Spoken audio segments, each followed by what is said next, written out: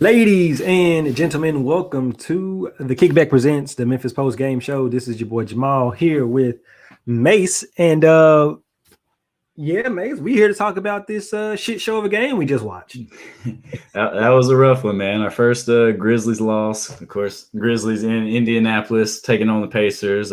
Fall 116 to 134. So only 18-point loss, which is pretty bad, but it could have been a lot worse, it felt like, with the way this game just the Pacers couldn't miss.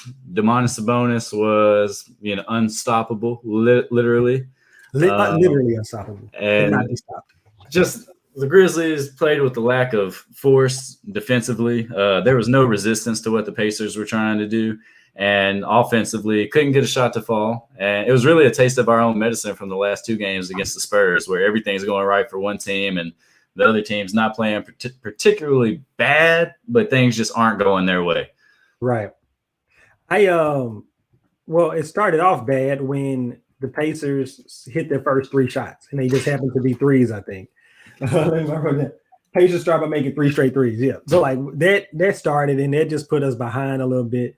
Like I was telling you off air a little bit before the game started, I wrote down my keys to the game and what I was going to be looking for. And two of my five keys centered around the matchup of the bigs, Indiana's bigs and our bigs, or our big. We don't really have the size.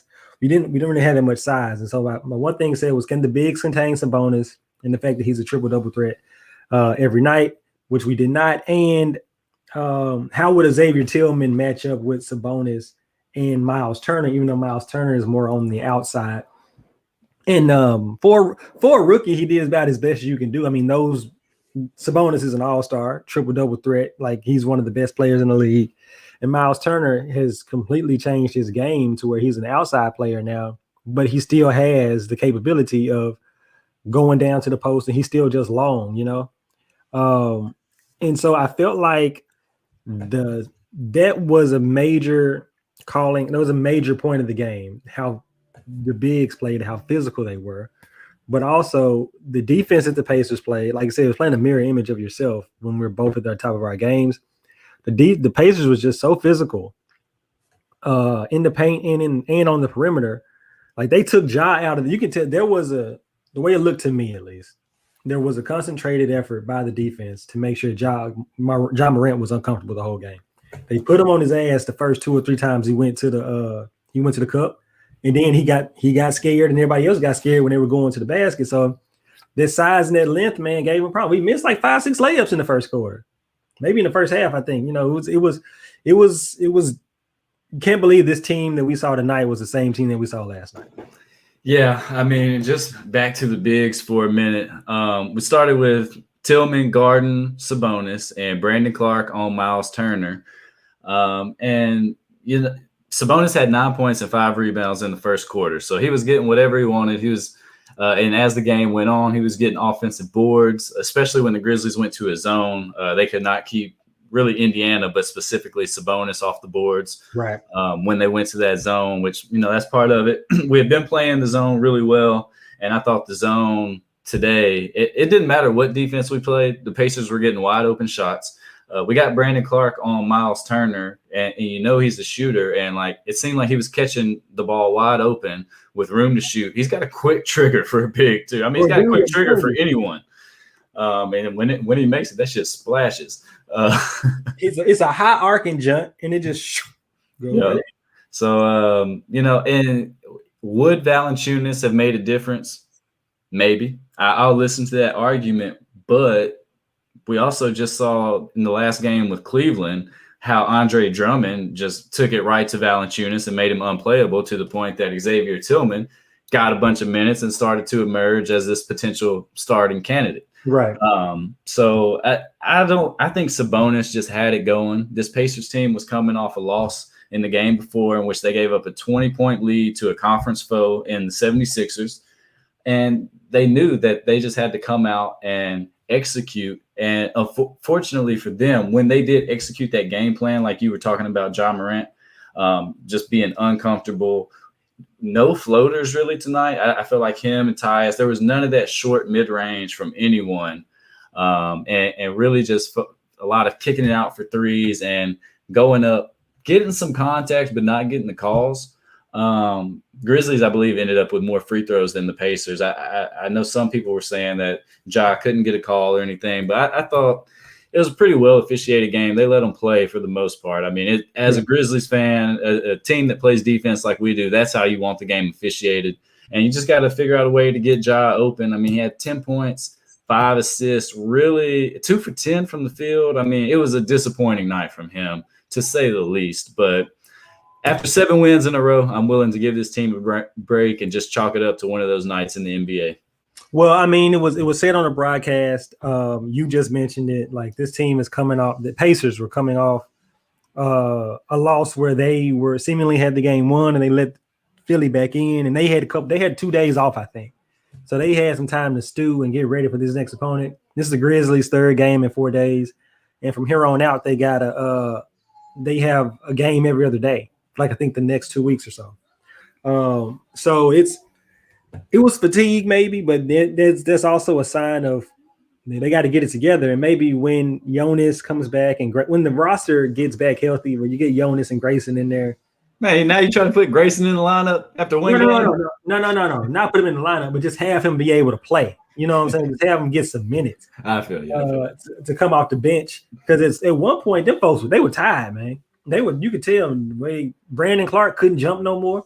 Like, he didn't get as high as he normally does, so you could just see some tired legs. What I think their next game home Thursday. Is it here? I believe it's home against Houston. Against Houston, right? Then they go to OKC after that for Saturday. And so hope they get home tonight, get to sleep in their own beds for the first time since Friday night of last week. Get some rest, do a little walk through tomorrow. But they look tired, but they get some more. They get their legs back, they'll be all right. Like I said, just one of them games you just chalk it up. I mean, one team needed it. One team needed it and wanted it, and the other team got punched in the mouth the first 5 minutes and didn't come back. Yeah, only the second loss on the road too. But look at this glaring statistic. You got the box score pulled up here on the screen, and the starting lineup: Brandon Clark -22, Xavier Tillman -20, Kyle Anderson -19, John Morant -24, Dylan Brooks -25. Then you go to the bench and there's no one in the negatives. Granted, you play deep into the fourth quarter in one of these games and you're able to make up some ground. But another glaring statistic is that the Grizzlies gave up 30 points in every quarter for a team that has been the best defense in the league over the win streak. So not ourselves. And I'm not going to sit here and harp on the performance. I mean, we could go through and say Brandon was disappointing, not up for the challenge of playing 2 potential all-star bigs. And I'd agree with that. And Kyle didn't really give you much. Dylan, really the lone bright spot. He had 25 points, 10 of 18 shooting, 40% from downtown. So if he can get his offense going, that's something that has been lacking until the last Spurs game? Yeah, two Spurs games ago. Yeah, the first game. Yeah, get those 2 late threes. So, if I'm looking for something to take away from it, is maybe Dylan Brooks gets going and everyone else jumps back into form Thursday night. Dylan has impressed me these last 3 games, man. These 3 games out from the break, Dylan has impressed me with both on the defensive and on the offensive end. This morning when I was thinking about the game, I was thinking about matchups, and I thought that they would put Dylan on Brogdon just because size. And he could a little bit longer, a little bit bigger, a little bit stronger, and can play him straight up. And which means Ja ended up on former Grizzlies Justin Holiday, and Justin Holiday he had 8 points in the first quarter, so he made those. I think he made two threes early in the first quarter, which is what he does. We talked about that yesterday.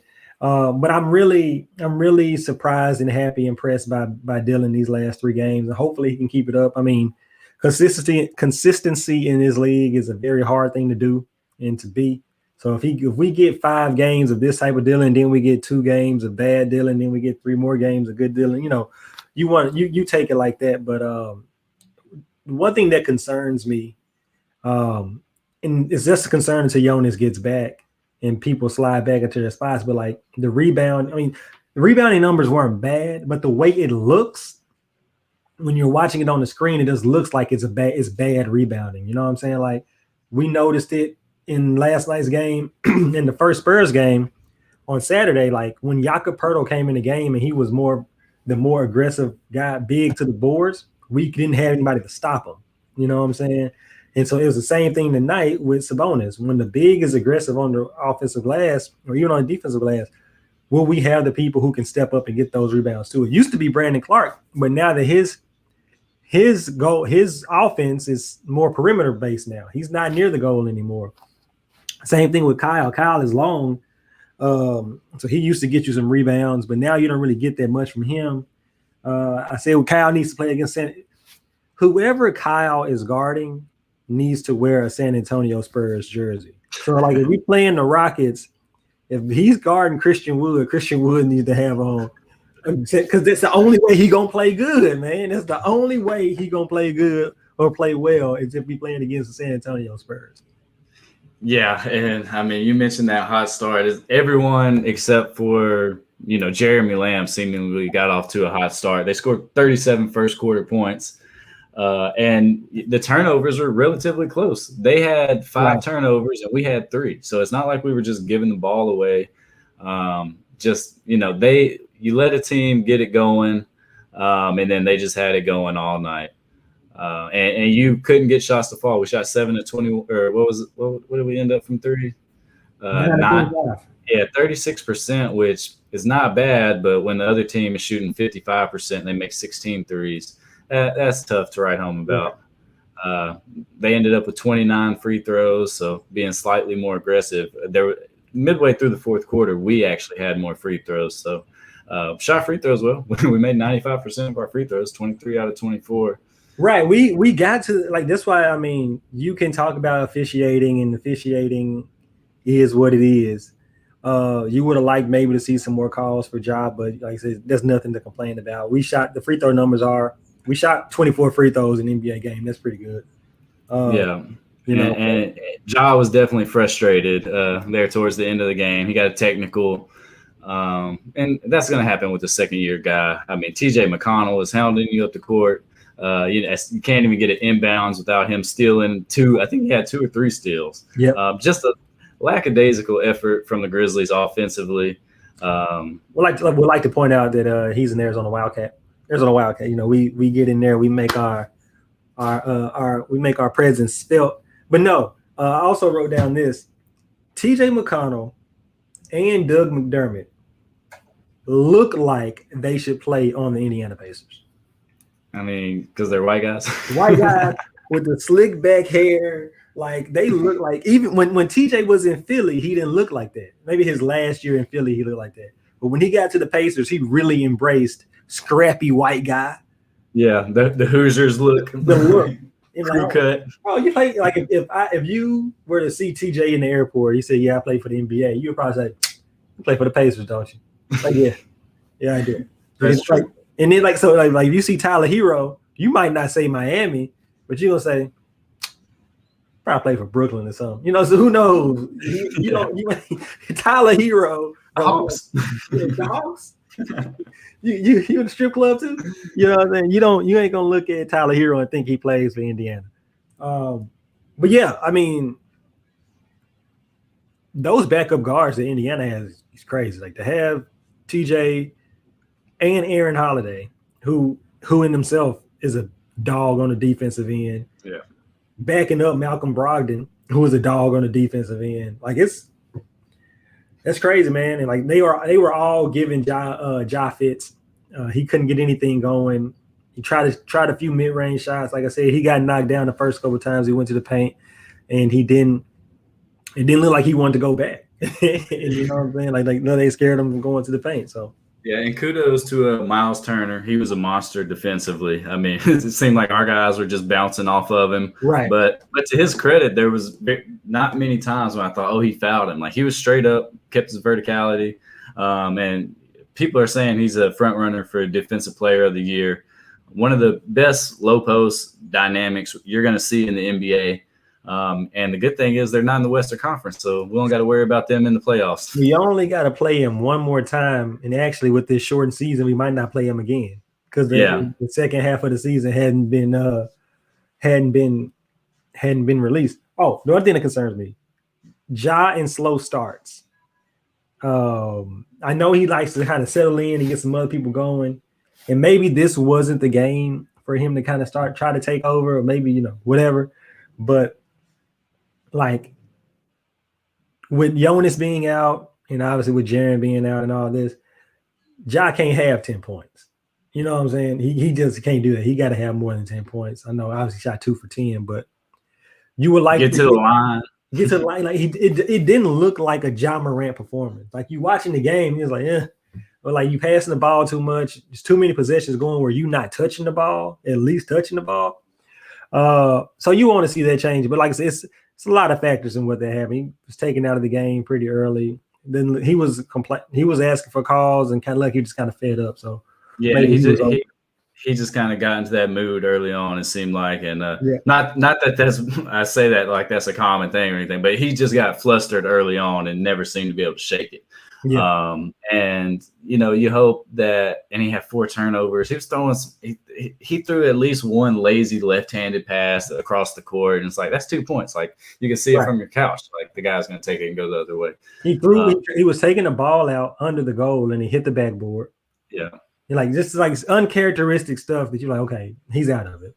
But that's one of those. This has got to be a teaching moment for Taylor Jenkins and his staff. Or a veteran on the team. I'm not sure who would do that. Maybe Gorgie, but sit down maybe and see what you can learn from this game. What they did that got you so frustrated. How you can attack that next time, and you just learn. He's in his second year, hasn't played a full season, and it's only his 7th game this year. So still a lot of looks that he hasn't seen, and as great as he can be. This is what separates a second-year potential all-star from the big dogs. Yep. Mm-hmm. Very true. And like, hopefully you use it as a learning experience. I want to say that I probably can't say too much, can't say enough about this guy because he's been really good. Like Desmond Bane, as a rookie, coming off the bench and doing the things that he's been doing was every game he's played in, he's made more than 2 threes or made multiple threes. He's a shooter. He's a good person off the bench to have, and I don't think that Grayson Allen gonna take his minutes. Yeah, shot 50% from downtown again, 3 of 6. And also had 13 field goal attempts. So nice to see him doing more than just shooting the 3, as we've discussed the last couple of nights. His game's expanding. Had 5 assists, a couple rebounds. Would like to see him focus on rebounding. You mentioned like this is a team that's going to have to gang rebound. So Melton's usually pretty good at it. It feels like Dylan needs to get in there a little more. I know get in there. Like sometimes I need Kyle to get more than 6.5 rebounds. Yeah. Sometimes. Well, Brandon and Xavier combining for 7. That's tough.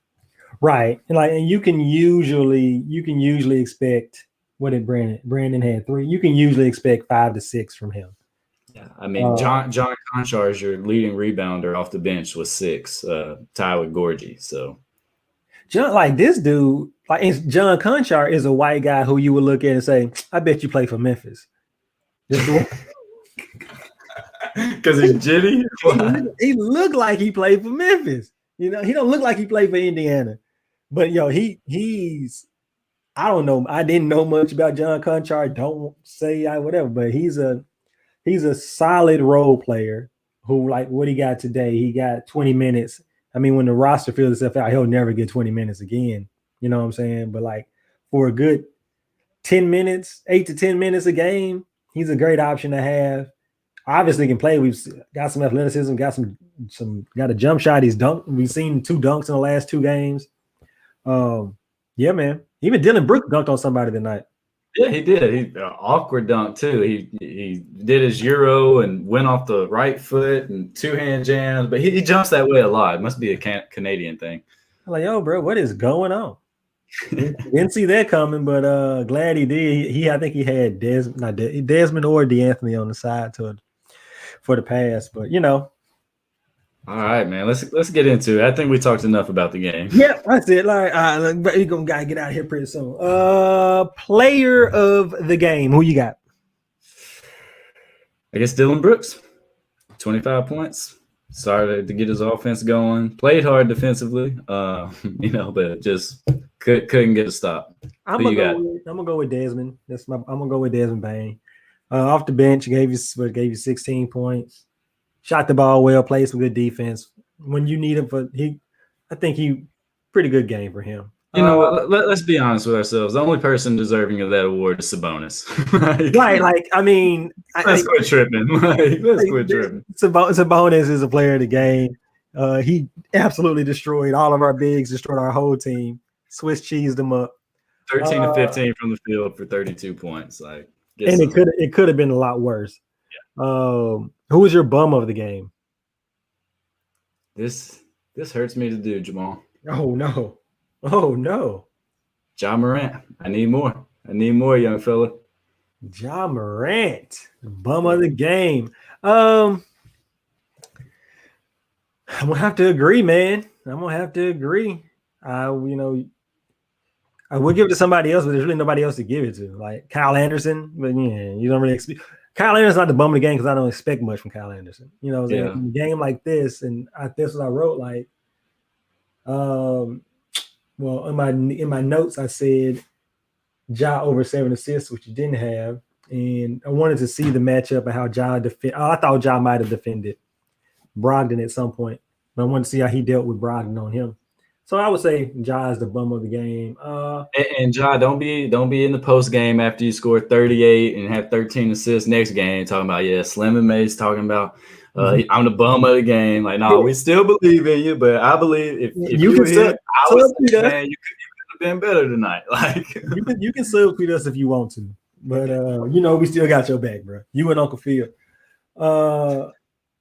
Let's say the play of the game. What you got? Bro, I guess the Dylan dunk. I mean, what else is there? I'm gonna go with one of TJ McConnell's steals off the inbound. That's because you don't see that much. And then this dude did it twice in the game. Like that is such a thing that basketball players don't even really think about, especially in the first quarter. Like you think about it in the fourth quarter because game's close or whatever. But in the first quarter, people just step out and they so lazy when they throw the ball in, bro. Just step in and give me that. I'm gonna go with Dylan's dunk. And did Jamal win some money tonight? Nah, dog. I bet on them. Bet on them to play +4. It was +4.5 actually. And this afternoon, I thought that was a good bet. Hey, I would have told you the same thing. Right around 7:30, I was like, nah, that ain't good. And then I did my usual, my stat-based bet, and I needed Ja to get over 16. He didn't. I needed Brandon Clark to have over 10 points and over 4 rebounds. He didn't. Needed Kyle Anderson to have over 9 points, over 5 rebounds. He didn't. But Dylan had over 11. Then Malcolm Brogdon had over 18. Miles Turner had over 5 rebounds. Sabonis had over 15 points. Jeremy Lamb had over 9 points. I had Ja to get 6 assists. He didn't do that. So I lost some money on that. Only just a little bit. Just a little bit. Not a lot. I mean, I just can't get me a Chick-fil-A combo tomorrow. That's it. So what you gonna get? You gotta take leftovers? No, you ain't no. I don't do no leftovers, bro. I'm gonna go get me some Slim and Huskies or something. I don't know. Oh man, so a demoralizing night. Jamal didn't win any money. Grizzlies got their ass beat. And we talked about it for 25 minutes. Let's go. That's 20 minutes longer than we should have. Needless to say, they got their ass kicked, and we will see them again on Thursday as they play the Houston Rockets. I mean, Houston's a good team. Victor Oladipo, Christian Wood, John Wall, DeMarcus Cousins. Not going to be easy. Not going to be an easy game. So we'll see how. Hopefully, we'll have JV back. But I don't know why his COVID sitting out is longer than everybody else's. It doesn't make any sense. It's got to be a team conditioning thing. That's the only thing I can think of. Is they're wanting him to meet a certain level because him and Grayson are with the team, but they're out due to health and safety protocols. So right, it doesn't make any sense. And we'll be back here tomorrow after the Tigers mollywop UCF again. So I'll make all my money that I lost tonight back tomorrow. So we're gonna do that. And for Jamal, For Mace, I'm Jamal. Mace, let them know where they can find you at. Barn Burner Slim on the Twitter. What about you? I'm at Nerdy McFly on the Twitter, at the kickback podcast on IG, at the Kickback Pod on Facebook, all that other good stuff, man. We will catch y'all tomorrow night. This has been the Kickback presents the Memphis Post Game Show. A night that the Grizzlies won't forget. All right, we out. Peace. Peace.